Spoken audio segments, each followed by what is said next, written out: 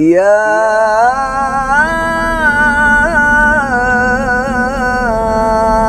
أيها الذين آمنوا اتقوا الله حق تقاته.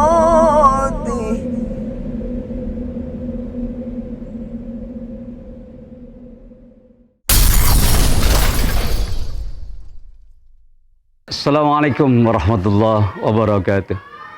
Saudaraku, pemirsa Beranda Islami rahimakumullah. Setiap manusia pasti akan diuji. Bukan kehidupan kalau tanpa ujian. Bahkan manusia akan bertambah kebijakannya, kedewasaannya, kekuatan mentalnya. Bagaimana dia menghadapi ujian-ujian tersebut. Dari masa ke masa, dari zaman nabi-nabi sebelumnya.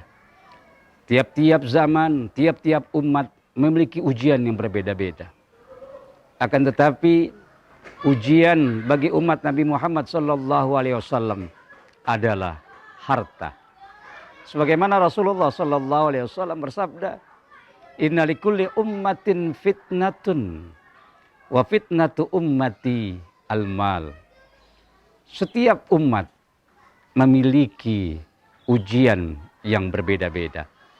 Dan ujian bagi umatku adalah harta.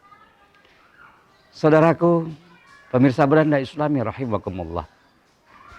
Harta adalah merupakan titipan dari Allah Subhanahu wa taala. Dan mereka-mereka yang memilikinya, besar kecilnya, telah ditentukan oleh Allah Subhanahu wa taala. Akan tetapi ketika memang memperoleh harta tersebut dengan dorongan hawa nafsu, dan dia menghalalkan berbagai macam cara yang penting dia dapat meraihnya, maka disitulah peran harta akan banyak menjerumuskan si pemegangnya dalam kesesatan dan kemaksiatan. Harta memang diperlukan. Bahkan orang-orang Islam pun juga memang wajib berharta.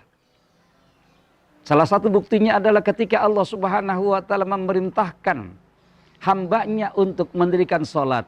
Setelah itu pasti Allah Subhanahu wa taala melanjutkan ayatnya dengan wa atuz zakah, maka tunaikanlah zakat.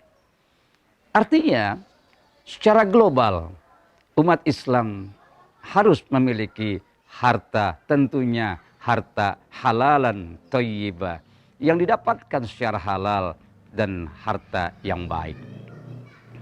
Harta yang baik, harta yang akan membawa si pemiliknya untuk mendapatkan ridho dari Allah Subhanahu wa taala. Karena bagaimanapun juga Allah Subhanahu wa taala akan mengsiksa orang yang mendapatkan harta dengan cara yang batil. Dan Allah akan menghisap orang yang mendapatkan harta dengan jalan yang halal. Bayangkan pemirsa saudaraku, harta yang halal saja Allah akan hisap. Tapi harta yang haram pasti Allah akan siksa. Disinilah kita harus berperan, bersyukur dengan berbagai macam anugerah yang Allah Subhanahu wa taala berikan kepada kita. Secara lahiriah, fitrah, Allah Subhanahu wa taala mengetahui bahwasanya manusia begitu cinta dengan harta dalam pencapaiannya. Dalam Al-Quran Allah Subhanahu wa taala berfirman, A'udzubillahi minasyaitonirrajim. Wa tuhibbunal mala hubban jamma. Kalian mencintai harta dengan berlebihan cara mencintainya. Artinya, pemirsa Beranda Islami rahimakumullah, dengan harta kita begitu gampang mendorong hawa nafsu kita untuk melakukan kemaksiatan. Dengan harta pun juga kita akan terdorong untuk melakukan hal-hal kebaikan. Akan tetapi saudaraku semuanya, peran disinilah bagaimanapun juga kita adalah manusia yang lemah. Manusia yang begitu mencintai hal-hal yang konkret. Bahkan Allah nyatakan tadi di ayat tersebut, kita mencintai harta itu cara berlebihan. Sehingga bisa dipastikan orang-orang yang memiliki harta yang banyak, potensi untuk melakukan kemaksiatan dan kesesatan semakin besar dibandingkan orang-orang yang tidak memiliki harta yang banyak. Bayangkan, ketika kita punya uang dalam jumlah yang besar, tentunya dorongan hawa nafsu kita luar biasa juga untuk mengajak hal-hal yang syahwati. Hal-hal yang memang membawa kenikmatan sesaat. Bahkan kesesatan yang dimaksudkan oleh Rasulullah SAW bahwasanya adalah fitnah bagi umatku adalah harta. Harta dapat menjerumuskan seseorang dalam kesesatan dan kemaksiatan. Oleh karena itu ada salah satu sahabat Rasulullah SAW yang sangat amat kaya raya, yang kita kenal Abdurrahman bin Auf. Beliau infakkan hartanya di jalan Allah. Beliau infakkan untuk berjuang bersama Rasulullah SAW. Meskipun beliau adalah sahabat Rasul dan hartanya banyak dan beliau tasarrufkan di jalan Allah, Nabi sempat menyatakan bahwa di antara sahabat-sahabatku semuanya masuk surga, akan tetapi engkau ya Abdurrahman bin Auf masuk surga paling belakangan. Kenapa ya Rasul? Karena di antara sahabat-sahabatku engkaulah yang memiliki harta yang banyak. Oleh karena itu banyak para ulama yang memilih dengan cara bersyukur dengan apa yang sudah Allah tetapkan. Ada juga para ulama yang selalu meningkatkan potensi kekuatan finansialnya. Seperti Imam Malik di Madinah. Beliau adalah ulama yang kaya raya di Madinah.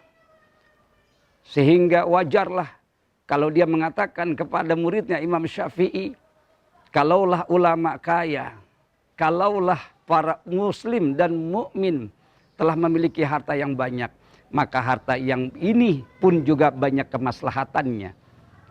Apakah jadinya kalau seandainya harta yang banyak ini dimiliki oleh orang-orang yang fasik? Terdiam Imam Syafi'i radhiyallahu anhu. Maka begitulah, kalau keimanan seorang telah baik, maka dia pun juga akan melakukan sesuatu hal yang dia miliki sebagaimana porsinya. Akan tetapi, sebaiknya apabila memang kita tidak kuat untuk menerima amanat yang besar, dan kita sudah meyakini dan merasakan bahwa belum kaya pun kita sudah banyak terjerumus dalam kemaksiatan, apalagi ketika memang kekayaan Allah jadikan ujian buat kita. Tinggal kita bertanya kepada diri kita, apakah harta yang banyak akan menyelamatkan keimanan dan akidah saya? Dan perjalanan waktu ke belakang telah menunjukkan dan memberikan penilaian kepada kita bahwa kita bukan termasuk orang-orang yang kuat untuk mengendali hawa nafsu ketika harta ada di tangan kita.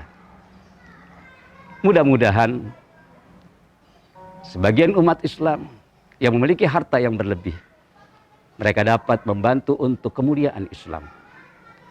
Dan bagi para pemirsa yang memang merasakan bahwa banyaknya harta akan melalaikan dirinya kepada Allah, akan menjerumuskan dirinya ke dalam kemaksiatan dan kesesatan, maka mintalah kepada Allah Subhanahu wa taala agar apa yang Allah berikan pada saat ini dapat mencukupi untuk ibadah dan juga untuk menjalankan perintah Allah Subhanahu wa taala.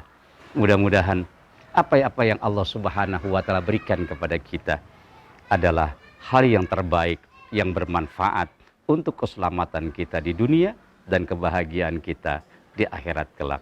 Usikum wa nafsi bitaqwallah. Wassalamualaikum warahmatullahi wabarakatuh.